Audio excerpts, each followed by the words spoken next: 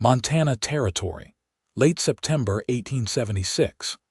The mountain air was sharp that morning, cutting clean through the pine trees and stirring the frosted grass around the little clapboard church just outside of Deerfield. The sun had not yet cleared the ridge, but the sound of quiet sobbing was already rising with the mist. Pace Latham reined in his bay gelding, boots hitting dirt before the horse had fully stopped. His hat came off slow as he stepped toward the church steps, heart pulling tight as his eyes found the source of the sound. A woman sat slumped beside the heavy oak door, her blue dress streaked with dust, brown hair tangled, and her hands clutched tight in her lap. She looked young, but not a girl, maybe 20 or 21. Her shoulders were shaking, and tears slid down her cheeks without pause. Pace didn't speak right away. He watched her a second, the way her mouth trembled, how she kept trying to muffle the sound with her knuckles pressed to her lips. Then he stepped forward, voice low and steady. "Miss, you all right?" Her head jerked up. Brown eyes, wide and wet, met his. She looked frightened, like a deer that had been running too long. "No," she whispered. "No, I am not." Pace crouched in front of her, resting his hat against his knee. "You hurt, or just lost?" She shook her head, silent for a moment, then said, "I was supposed to marry a man in there this morning. He never came." Pace blinked once, then let out a breath. "I am sorry." She gave a bitter laugh, wiping her eyes with the back of her hand. "Do not be." "I am glad he did not. I prayed last night he would not show. Guess the Lord heard me." Pace tilted his head. "Then why are you crying?" Her voice cracked. "Because I have nowhere to go now. I gave up everything to come here. My family is back in Kansas, and they told me I was not welcome home if I left with him." She looked down at her lap. "I did not think he would leave me too." "What is your name?" Pace asked gently. "Marabeth Jennings," she said, barely louder than a whisper. He watched her for a long moment, then stood. Without saying a word, he held out his hand. She stared at it.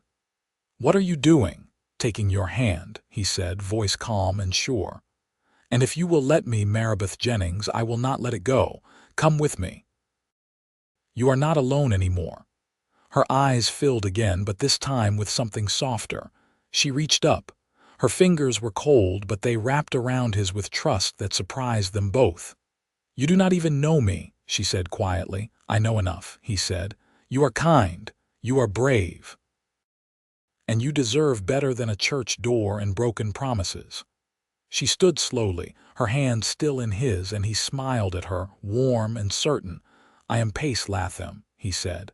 "And you are mine if you want to be." She blinked fast, heart pounding, then nodded. "I think I do." They walked toward his horse together, her hand still in his, and he lifted her gently into the saddle before swinging up behind her. It had been 3 hours of riding when they reached his homestead, an open valley tucked between two ridges, with a small wooden cabin, a barn, and a rail fence circling a few grazing cattle. It was simple, but it was safe. Pace helped her down, watching her eyes take it in. "It is not much," he said, "but it is yours now too if you want it to be." Marabeth turned toward him, lips parted like she couldn't quite believe what he had said. "You mean that?" "I do." She looked down, then up, and for the first time since he met her, she smiled. He showed her the cabin, the spare room he had built last year for his sister before she married and moved to Helena. He lit the stove and made coffee, and she sat at the little pine table, watching him with quiet eyes. "How long have you lived here?" she asked. 6 years, he said. "Bought the land after I came back from the war." "You were a soldier," he nodded. "Cavalry, but I do not like remembering it much." She nodded too. "I understand." They sat in silence for a while, the fire crackling, the wind soft against the windows. "I have never had anyone take care of me," Marabeth said suddenly. Pace looked at her. "You do now," she swallowed, and her eyes warmed as they held his. "You barely know me, but you treat me like I matter." "That is because you do." She stood slowly, walked toward him, and touched his hand. "I do not want to stay in the spare room," his breath caught. "You sure?" She nodded. "I want to be where you are." So he led her back to the bedroom, and he did not rush her, did not touch her until she reached for him first. That night, under the soft quilt his mother had sewn years ago, she fell asleep with her head on his chest, and he held her like she was the most precious thing he had ever been given. 2 weeks passed. Marabeth took to the rhythms of the ranch with quiet focus. She helped with the chickens, learned how to milk the cow, and started cooking meals that made his house smell like a home. The lines on her face softened, her laughter came easier, and every night she curled into his arms like she belonged there. One morning, she was out feeding the chickens when she froze. Pace looked up from the barn and saw her hand drop to her side. A man on horseback had ridden up the edge of the fence. He was tall, with sharp shoulders and a look that made Pace's hand drift toward the rifle near the door. "You know him?" Pace asked as he came up beside her. Her voice was tight. "That is him, the one who left me at the church." Pace stepped in front of her. "You need to leave," he said to the man. The rider sneered. "She is my fiancée." "No," Pace said, steady and calm. "She was once. But she is not anymore. I came to take her back." "You should ride on," Pace said, "because she is not going anywhere." The man's jaw clenched. "You think you can just take what is mine?" Pace's eyes never left him. "She is not a thing, and she made her choice." Marabeth stepped forward. "I did, and I would not go with you if you were the last man on earth." The man spat on the dirt and turned his horse. "You will regret this." But Pace and Marabeth watched him ride away, and when he was gone, she leaned into his shoulder, trembling. "You are safe now," he said into her hair. She nodded, tears slipping down her cheeks again. "I know." And this time she was not crying because she was alone. She was crying because she wasn't, and Pace held her tighter, knowing this was just the beginning. They had found each other, and neither one was letting go. The first frost came early that year, curling along the window panes of Pace's cabin like lace stitched by breath. Marabeth stood over the wash basin, wringing out a flannel shirt she'd scrubbed by hand, her sleeves damp to the elbows. The scent of lye soap clung to her skin, and her fingers were red from the cold water, but she didn't stop until the shirt was clean and hung to dry on the line strung by the stove. Pace had gone out before dawn to check the southern fence line, taking the mule cart to haul in a felled cedar he planned to split for winter wood. She'd watched him hitch the beast in the gray light, his coat buttoned high, his face unreadable in the chill.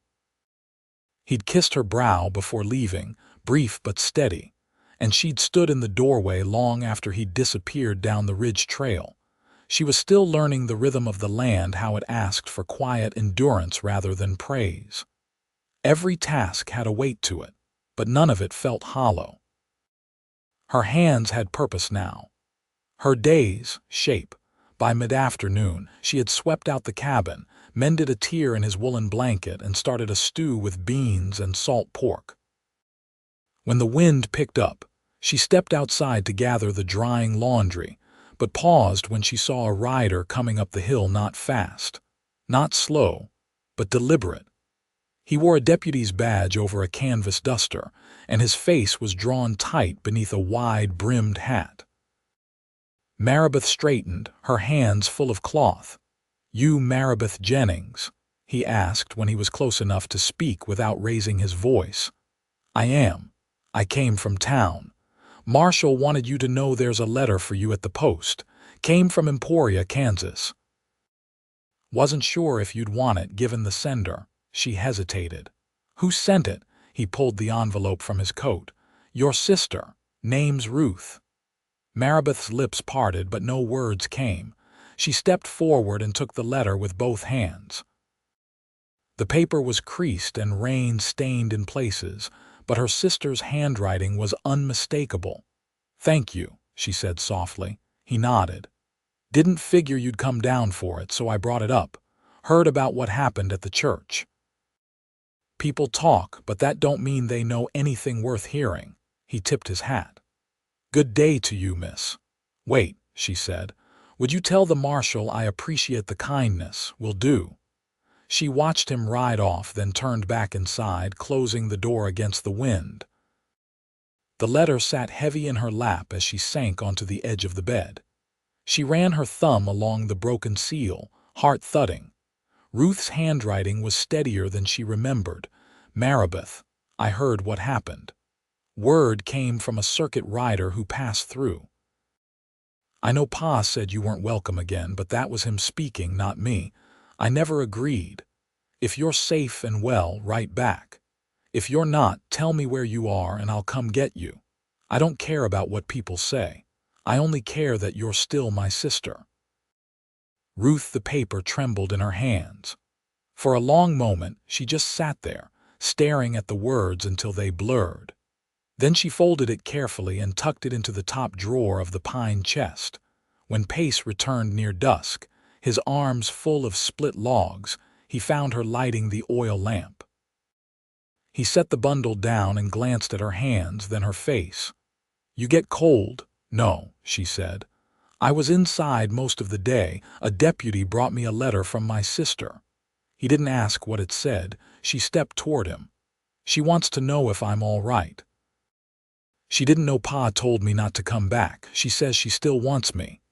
He looked at her for a long moment. You want to write her? I think I do. Her voice was steady but quiet. I want her to know I'm not lost, that I'm here. He nodded once. I'll ride it into town for you in the morning. You can write it tonight. She reached for his hand, warm from the firewood.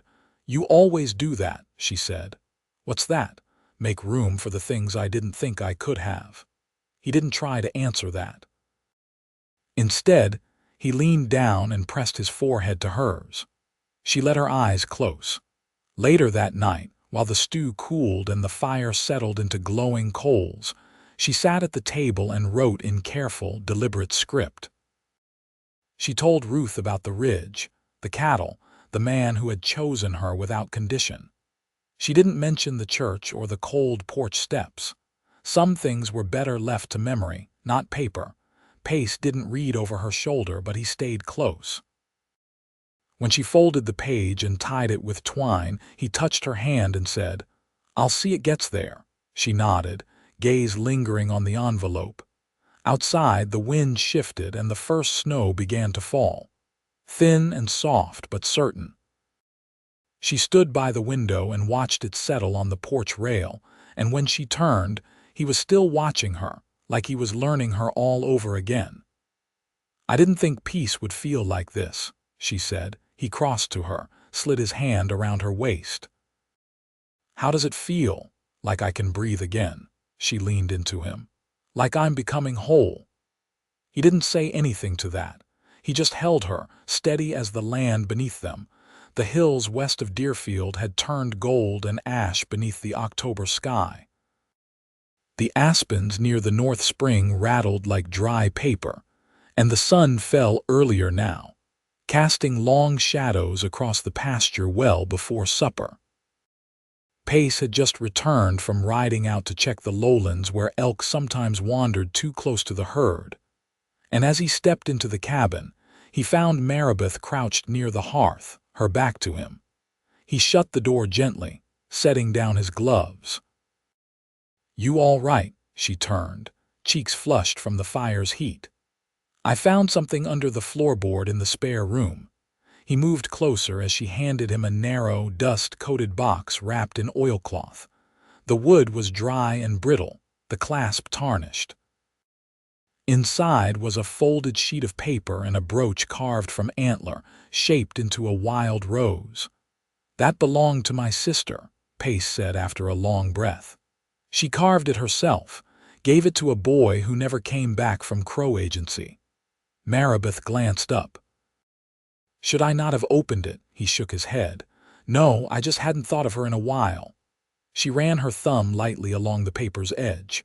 Her name, Lenora. She was softer than me, but stronger too. Marabeth closed the box with care. "You don't speak of her.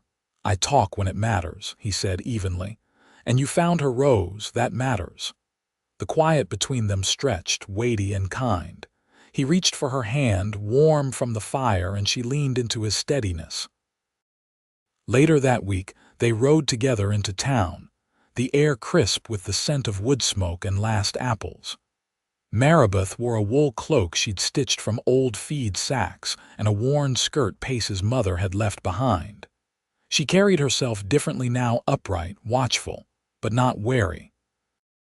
As they passed through the main street, she caught sight of a child sweeping the steps of the telegraph office, his shirt 2 sizes too big and his ears red from the cold. She slowed the mare. "That boy," she said quietly.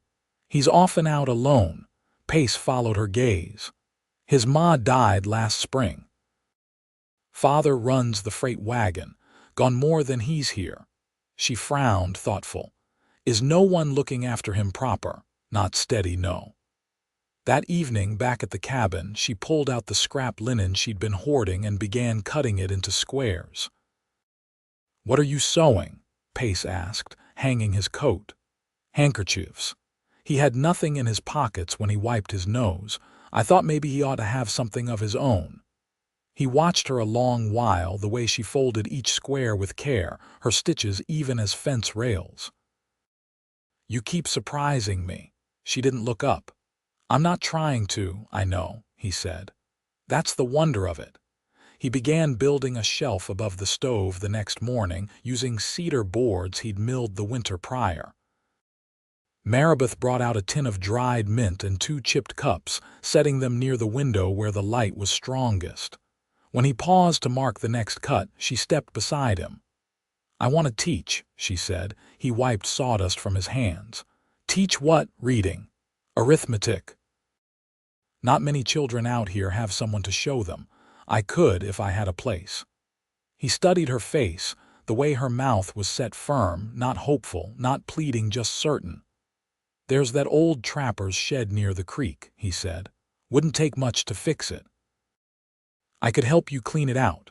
Her breath caught, not from surprise, but from the relief of being understood without needing to explain herself. "I'd like that," she said. That weekend, they worked side by side, clearing out the dry rot and hauling in bundles of straw to cover the dirt floor. Marrow nailed oilcloth over the broken panes, and Pace braced the sagging rafters with fresh pine. When they finished, she stood at the doorway, wind tugging at her hair, and turned to him. "I never thought about a future before. Not one I could shape with my own hands." He stepped behind her, his voice low. "You're shaping mine too." She reached for him then, not in longing but in certainty, and he leaned into her touch like a man come in from the cold. That night, under a pale moon rising over the ridge, they sat on the porch wrapped in one blanket, their boots touching. Marrow rested her head against his shoulder, and the silence between them was full, not empty. "I was afraid the ache would never leave," she said. Pace didn't move. "I feel it too, but it doesn't own us." "No," she whispered. "It doesn't." And when she looked up, he kissed her, not rushed or uncertain, but steady and true, the way a man stakes his claim not in land but in love. She smiled against his mouth, and he breathed her in like spring after a long, hard thaw. By early November, the creek near the shed ran slower, its edges glassed with thin ice that cracked under a boot heel. Marrow stood at the threshold of her little schoolhouse, brushing sawdust from her skirts as the last of the daylight stretched across the ridge. Inside, the benches Pace had built from split pine were in place, and a small chalk slate rested on the table she now called her desk.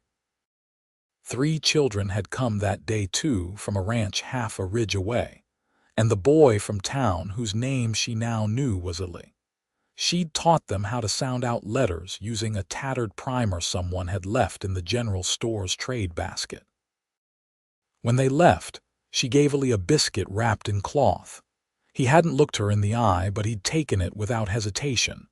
Pace arrived after sunset, lantern in hand, his coat damp with snowmelt. He found her inside, rearranging the slate letters by the fire's dim light. "You stayed late," he said, hanging the lantern on a hook by the door. "They asked me if I'd be back tomorrow," she said. "I wanted to be sure I had something new ready for them." He crouched beside the stove, checking the coals. "You will, you always do." She leaned against the table. "Illy asked if I had a husband." Pace glanced up, one brow lifting. "What did you tell him?" "I said yes." He stood slowly and crossed to her, brushing a curl away from her cheek. "You sure that's what you want?" "I wouldn't have said it if I wasn't." She didn't pull away when he kissed her, slow and certain. When they parted, her voice was soft. "Would it matter to anyone if we weren't married yet?" "Not here," he said, "but it matters to me." "And I reckon it matters to you," she nodded. "It does." The next morning they rode into town again, both of them dressed plain but clean. Pace stopped the wagon outside the livery and helped her down without a word. They walked together to the courthouse, where the circuit judge came through once a month and had a ledger thicker than the Bible. Marrow kept her eyes steady as the judge asked his questions. They didn't have rings, but they had each other's hands, and that was enough. Afterward they stood outside beneath a sky heavy with snow clouds. She looked up at him, her cheeks pink from the wind. "I didn't think I'd ever want this," she said. "Not after what I left behind." "You didn't leave anything worth keeping," he said. "You found something better." She leaned into him, and he wrapped his arm around her, not to shelter, but to share the warmth. That evening they returned to the cabin as the first flurries fell. Inside, she hung her cloak beside his and rolled up her sleeves to start supper, but he touched her elbow. "I've something for you," he said. She followed him to the hearth where he unwrapped a bundle of cloth. Inside was a wooden box, rough-hewn, but sanded smooth. When she opened it, she found a thin necklace twine and bone with a small carved bird hanging at the center. "I traded for it with Red Elk," Pace said. "He told me it was for luck, but I wanted you to have it for strength." She traced the carving with a fingertip. "You think I need luck?" "No," he said. "But sometimes strength needs reminding." She turned and lifted her hair. "Then put it on me." His fingers were careful at the nape of her neck, and when the bird settled against her collarbone, she felt the weight of it like a vow. That night, the storm came in full, wind howling through the gaps around the windows. But inside, the fire held steady, and so did they. He watched her from his chair as she read aloud from the primer, her voice soft but sure. She paused once and looked at him over the page. "I used to think I had to make myself smaller to be safe," she said. "But with you, I don't feel small." "You never were," he said. She closed the book and stood, crossing the room without a sound. When she reached him, she slipped her hand into his. "You said I was yours," she said. "That day at the church." He nodded once. "I still am," she said. "And you're mine." They didn't speak again that night. There was no need. The wind could rage all it liked, but inside they'd built something stronger than any storm. And come morning, when the land lay white and quiet beneath a clearing sky, they stepped out into it side by side, ready to make a life not borrowed or begged but built, honest and enduring, with hands that knew how to hold and never let go.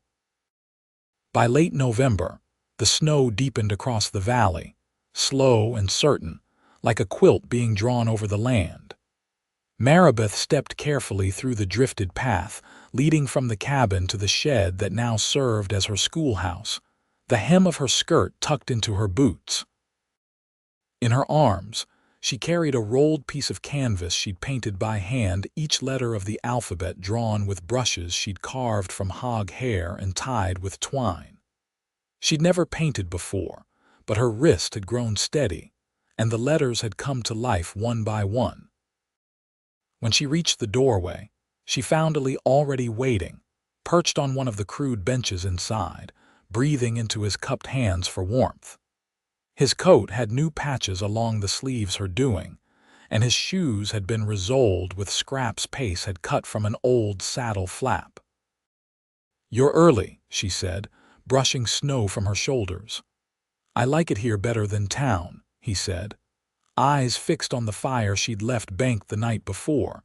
She hung the canvas along the back wall. "You'll have your letters memorized before the others arrive." "I already do." She looked over her shoulder. "Then I'll start you on reading sentences." He nodded, and for the first time his mouth turned upward, not in a grin, but something close, quieter and deeper. She didn't call attention to it. By the end of the morning, all 5 children had come. They practiced reading aloud, one by one, their voices rough but growing steadier. Marabeth moved among them with gentle correction and the kind of patience she'd never known herself growing up. When she returned to the cabin that afternoon, her gloves stiff with cold, the scent of roasted venison greeted her. Pace was at the stove, carving slices from a shoulder roast he'd cooked low over the fire. "You started supper," she said, easing off her boots. "Thought you might be too tired to fuss with it." "I'm not tired," she said, "but I like coming home to it." He set a plate on the table, then poured her a mug of warm cider. "There's a letter for you on the shelf, from Kansas." She stopped short. "Did you read it?" He gave her a look that said he never would. She unsealed it by the window, holding the paper to the last of the afternoon light. Ruth's words were short, but full of warmth. Their father had passed a fever that took him quick, and with him, the last wall between the sisters had crumbled. Ruth wrote that Marabeth would always have kin, should she wish it. She folded the letter and set it down. "He's gone." Pace sat across from her, waiting. "I don't feel grief," she said. "Not like I thought I might, I just feel like a door's swung open." "You want to go back, visit her?" She shook her head. "I want her to come here. If she wants to see me, let her see the life I chose." He reached across the table, his hand closing over hers. "Then we'll make space for her." 2 weeks later, Ruth arrived in a freight wagon, bundled in borrowed coats and carrying a tin box full of her sewing things. She stepped down carefully, her gaze sweeping the valley, the cabin, the schoolhouse in the distance. "It's quieter than I pictured," she said. "It's fuller than I thought it would be," Marabeth answered. They embraced, stiff at first, then with the kind of closeness that had once come easy before years of silence built between them. Ruth stayed 3 nights, sleeping on a cot by the fire. She watched Ellie read aloud one morning and helped Marabeth hem new curtains the next. On the last evening, she turned to Pace. "You built all this," he shrugged. "Didn't mean to, just followed what made sense." "You've given her something no one else ever did," she said. "She gave it to herself," he said. "I just made room." When Ruth hugged Marabeth goodbye, she pressed a folded note into her sister's palm. "You ever need a place, you have one." "I won't," Marabeth said. "But thank you." After the wagon disappeared over the ridge, Marabeth stood beside Pace, watching the sky darken. "I think I've stopped waiting for something to go wrong," she said. He turned toward her. "It won't." "How can you be sure?" "Because we made this. We didn't take it from anyone. We built it slow and careful." She reached for his hand, her fingers bare against his calloused palm. "I want to make it bigger." He looked at her, steady as ever. "I want to start a family," she said. He didn't smile, but his voice was warm. "Then we will." That winter, the wind stayed hard across the ridges, but the cabin held. The schoolhouse grew busier, and Marabeth added 2 more benches that Pace built by candlelight. Ellie stayed with them more often than not, sleeping in the loft and helping with chores without being asked.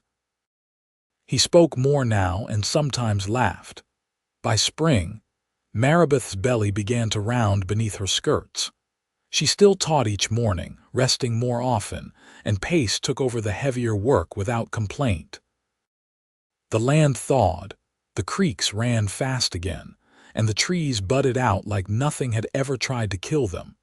When their daughter came in early August, She arrived quiet and alert, her eyes dark and steady. They named her Clara after no one, just a name that felt soft and strong in equal measure. Maribeth held her under the quilt Pace's mother had left behind, her hair damp, her body exhausted but whole. "I didn't know it could feel like this," she whispered. He stroked her hair, voice barely above the hush of wind outside. "Like what?" "Like I finally fit. Like I found every piece I lost." She looked up, and he kissed her, slow and certain, just as he had the first time. Clara stirred between them, small and warm, and neither of them moved away. They stayed like that until the sun dipped low and the room turned to gold. Years passed, but the shape of their life stayed true. Maribeth taught until Clara grew old enough to read beside her. Pace worked the land with quiet pride, building more than fences he built belonging. They grew older with the seasons, not against them. And in the home they made, no one ever left hungry or forgotten or unloved, not even once.